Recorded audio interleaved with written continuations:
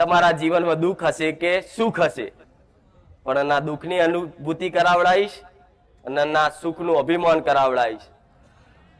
બસ ભક્તિ ભાવમાં આવી રીતે રંગાઈ અને દરેક પોતપોતાની કુળદેવીના શરણમાં જાય એવી મારી ઈચ્છા છે.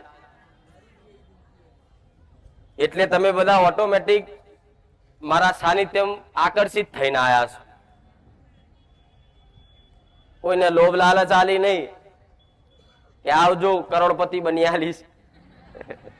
કોઈને લોભ લાલચ આલી નહીં કે આવજો તમારા બધાના દુઃખ મટાડી દઈશ. કોઈને એવા દાવા ગેરંટી નહીં આલ્યું કે આવજો હું કેન્સર મટાડી દઈશ. પણ છતાંય મારા સાનિધ્યમાં આવ્યા પછી તમને મારા શબ્દોથી, મારા પ્રવચનથી, મારા ધોમે આવવાથી, મારા દર્શનથી તમારી આત્મામાં કદાચ સંતોષ થતો હોય ને તો હું તમારા માટે સાચી હશો, આવું કહું છું.